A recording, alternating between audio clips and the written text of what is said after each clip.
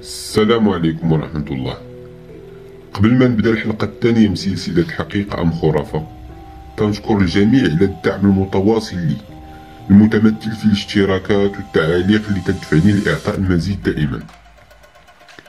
أما بالنسبة للحلقة نتاع اليوم، فحبيت نتطرق لواحد الموضوع وشخصية تعتبرها البعض مقدسة لدرجة أننا بدينا تنشاهدو قربان وهدايا تتقدم له على أساس يرد لهم بالمقابل خدمة أو غاية جاو على قبلها.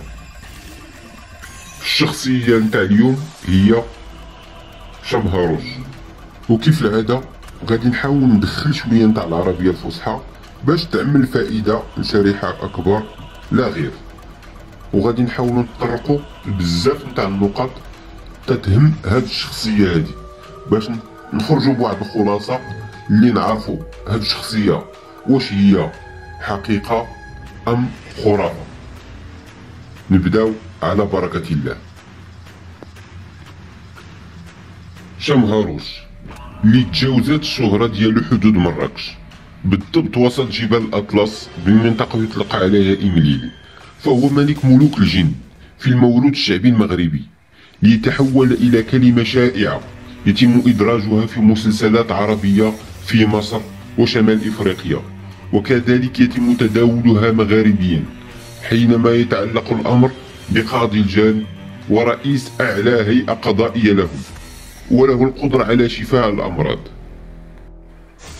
ومن الغريب أن لشمهاروش ضريح، وعلى حد علمي أن الأضرحة للإنس فقط، فكيف يعقد عمل ضريح لجني؟ واللي برروها أن هذا المكان كان تيجي ليه وتيتعبد فيه، وهو موجود في وسط جبال أطلس.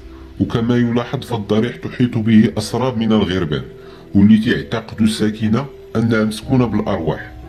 وأي واحد تيزور ضريح سيدي شمهاروش كما يلقبونه الزوار والساكنة، وتنعتذر على كلمة سيدي حاشا ولله، أن هذا المقام تعتبر محكمة للجن تفض فيها النزاعات بين الإنس والجن، ويقتص من الظالم وكل يأخذ حقه، لكون هذا الضريح هو أعلى سلطة للجن ويتزعمهم شمهاروش الذي يمثل مرتبة ملك الجن بحسب المعتقد الشعبي المغربي، كما أنه يعتنق الإسلام وملتزم جدا بتعاليم الدين الإسلامي.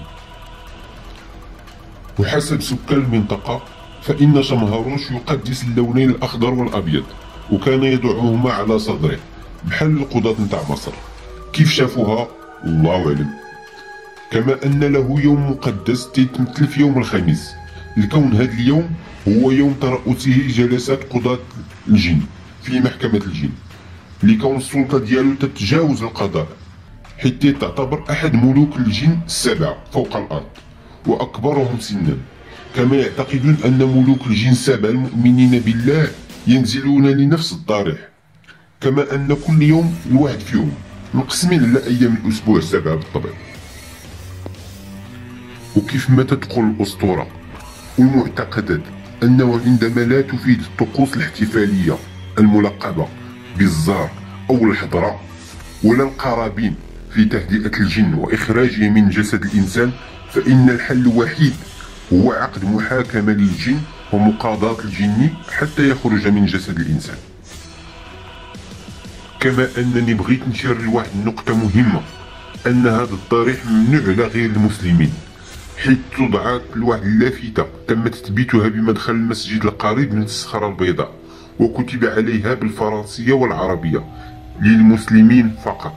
لكن هذا لا يمنع السياح، ففضولهم يدفعهم لاكتشاف المكان وزيارة المغارات المحيطة بالضريح، والتي اتخذت لون السواد بسبب دخان الشموع الكثيرة اللي تشعل فيها رواد المكان.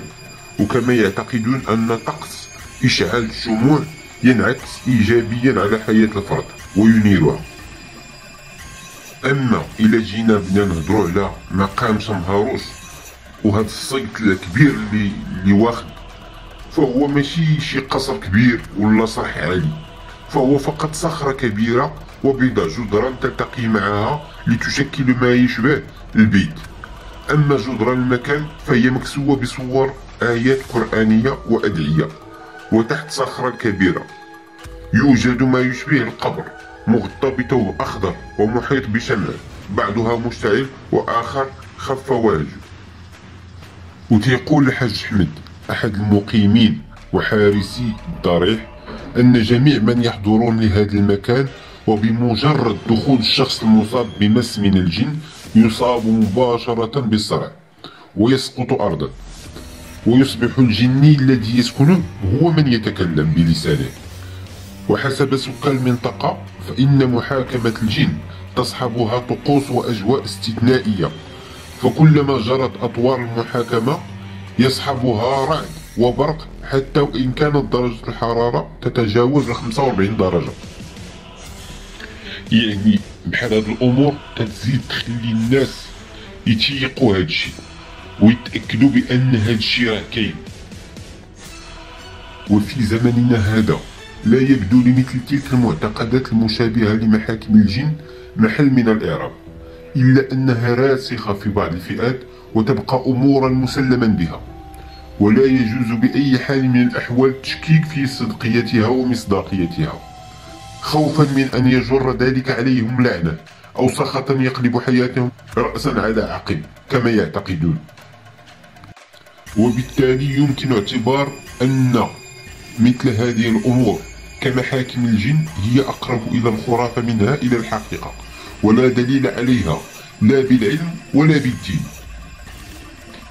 ويمكن تفسير لجوء بعض الناس إلى هذه الطقوس بكون الإنسان حينما لا يستطيع تحمل الأمور فوق طاقته يعتمد على تلك الظواهر، وهذا مؤشر قوي على الضعف النفسي للإنسان الذي لا يصبر على المجهول.